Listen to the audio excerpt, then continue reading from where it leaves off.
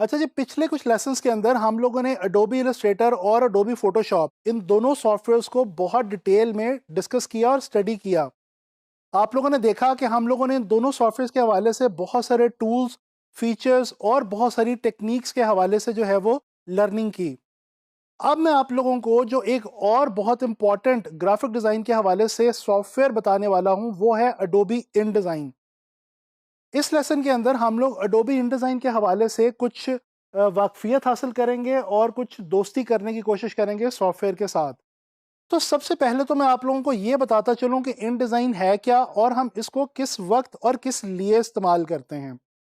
दोस्तों, अगर आप लोगों ने अडोबी इलस्ट्रेटर जो सॉफ्टवेयर मैंने आप लोगों को सिखाया, अगर आपने वो डिटेल में देखा और उसको अच्छे तरीके से लर्न कर लिया है, तो यकीन करें कि अडोबी इंडिज़ाइन को सीखने में आपको बिल्कुल भी कोई दिक्कत या कोई परेशानी नहीं होने वाली, क्योंकि ये सॉफ्टवेयर अडोबी इलस्ट्रेटर से बिल्कुल मिलता जुलता सॉफ्टवेयर है। और जैसा कि ये भी अडोबी कंपनी का ही एक सॉफ्टवेयर है, तो इसमें भी तकरीबन वही टूल्स और ऑप्शंस मौजूद हैं जो कि इलस्ट्रेटर के अंदर हमारे पास अवेलेबल हैं। अच्छा, इन डिज़ाइन हम यूज़ क्यों करते हैं?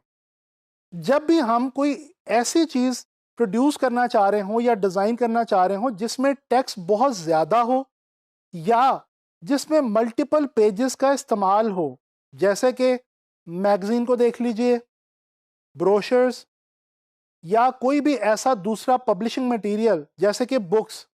अब इन तमाम चीज़ों के अंदर आप लोग देखते हैं कि बहुत ज़्यादा टेक्स्ट होता है और टेक्स्ट के अलावा बहुत सारी ऐसे मटेरियल्स होते हैं जो कि डिफरेंट पेजेस के ऊपर स्प्रेड आउट हुए होते हैं। लिहाजा जब भी हम डिफरेंट पेजेस यानी मल्टीपल पेजेस के हवाले से कोई चीज़ डिज़ाइन करते हैं या कोई ऐसी चीज़ डिज़ाइन करते हैं जिसमें टेक्स्ट बहुत ज़्यादा तादाद में मौजूद हो, तो हमें अडोबी इन डिज़ाइन का इस्तेमाल करना पड़ता है और इसके इस्तेमाल से हम बहुत ही आसानी के साथ टेक्स्ट को हैंडल कर सकते हैं।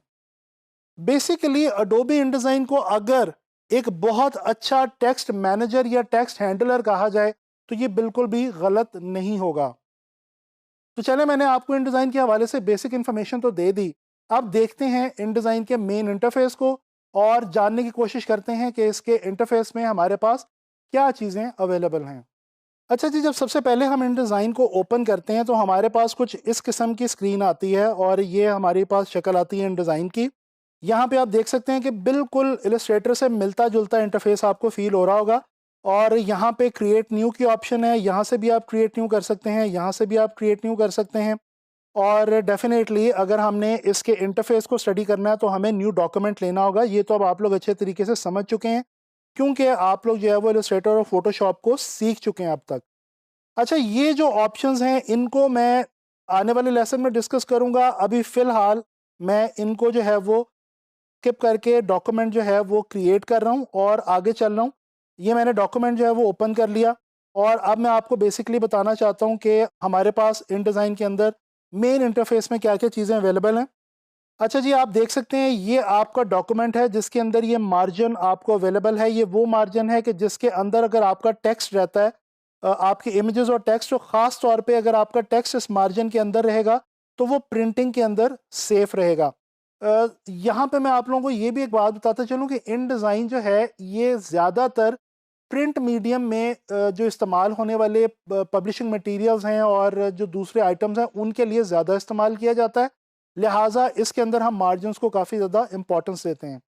अच्छा जी, ये देखें यहाँ पे मेन मेन्यू है, बिल्कुल जिस तरह से इलस्ट्रेटर और फोटोशॉप में हमारे पास था। फाइल का टैब है, एडिट है, लेआउट की यहाँ पे एक हमारे पास टैब है और इसके अंदर लेआउट के हवाले से ऑप्शंस मौजूद हैं। जैसे आप अगर नया पेज ऐड करना चाहते हैं, पेजेस इंसर्ट करना चाहते हैं, तो यहाँ पे आपको ऑप्शंस अवेलेबल होंगी। इसके अलावा टाइप यानी कि टेक्स्ट के हवाले से, जैसे कि मैंने आपको बताया कि टेक्स्ट बहुत इंपॉर्टेंट है इन डिज़ाइन में, तो टेक्स्ट के हवाले से डिफरेंट जो ऑप्शंस हैं यहाँ पे आपको मिलेंगी। फिर ऑब्जेक्ट के हवाले से डिफरेंट ऑप्शंस हैं इस टैब में। टेबल के हवाले से डिफरेंट चीज़ें हैं। व्यू और विंडो की जो ऑप्शंस हैं ये तो आप बहुत पहले से इलस्ट्रेटर फोटोशॉप में देखते आए हैं और आपको पता है कि कोई भी मेन्यू या ऑप्शन ना मिल रही हो तो वो हमने कहाँ से, ये विंडो के जो टैब है इससे हासिल करना होता है। अच्छा जी, यहाँ पे फॉर एग्जांपल अगर मैं कोई भी शेप जो है वो यहाँ पे ड्रॉ कर लेता हूँ, तो आप देखें कि यहाँ पे आपके पास ये प्रॉपर्टी बार आ रही है, और इस प्रॉपर्टी बार के अंदर जो कुछ भी आपके जो कंटेंट भी आपके यहाँ पे मेन पेज में होगा, उसके हवाले से डिफरेंट इन्फॉर्मेशन यहाँ पे अवेलेबल होगी। इसको हम आगे चल के देखेंगे। इसके अलावा ये आपका टूल बार है, और इस टूल बार के अंदर डिफरेंट टूल्स अवेलेबल हैं, और अगर आप गौर करें तो आपको बहुत सारे टूल्स इलस्ट्रेटर के टूल्स से मिलते जुलते लग रहे होंगे। जी हाँ, इन डिज़ाइन के अंदर कई टूल्स ऐसे हैं जो कि इलस्ट्रेटर के अंदर भी मौजूद हैं, और वो ऑलरेडी आप सीख चुके हैं। इसीलिए मैंने आपको कहा कि अगर आप इलस्ट्रेटर अच्छे तरीके से सीख चुके हैं तो इन डिज़ाइन सीखना आपके लिए बिल्कुल कोई मुश्किल बात नहीं है। अच्छा जी, इनको भी हम बाद में देखेंगे। राइट साइड पे हमारे पास ये कुछ मेन्यूज़ हैं, जिसमें ये पेज मैनेजर का एक मेन्यू है, लेयर्स का मेन्यू है, लिंक्स हैं, स्ट्रोक है, और यहाँ पे कलर का मेन्यू है। ये कलर के साथ आपको स्ट्रोक की मेन्यू ऑलरेडी अवेलेबल है, और ये स्वेचेस। तो ये दो तीन जो हैं ये फिल और स्ट्रोक के हवाले से आपको कुछ यहाँ पे मेन्यूज़ दिए गए हैं, और आप देख सकते हैं कि बिल्कुल उसी तरह जिस तरह इलस्ट्रेटर में हमारे पास फिल और स्ट्रोक की ऑप्शन अवेलेबल थी, बिल्कुल उसी तरह से इन डिज़ाइन में भी वही सेम अवेलेबल ऑप्शन हमें मिल रही है। अच्छा जी, ये फॉर एग्ज़ाम्पल यहाँ पे हमारे पास पेज मेन्यू है।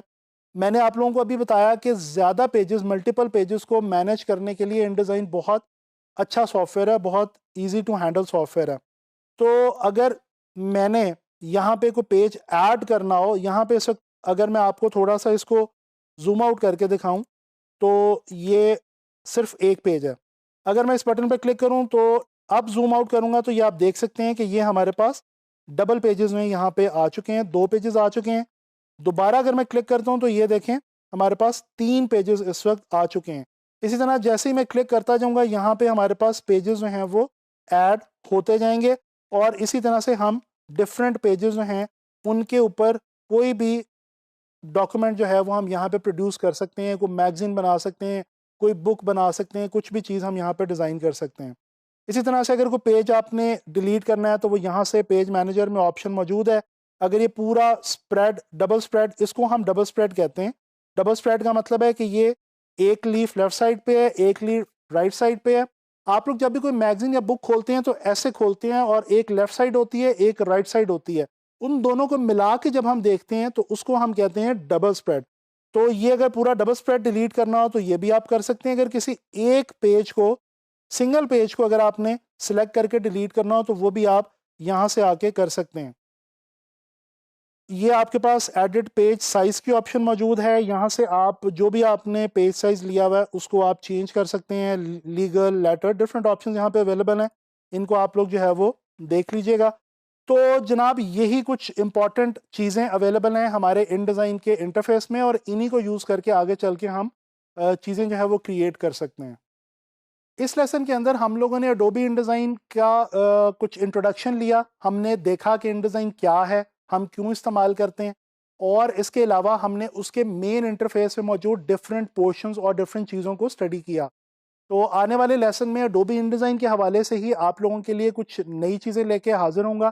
इंशाल्लाह ताला मिलते हैं नेक्स्ट लेसन में।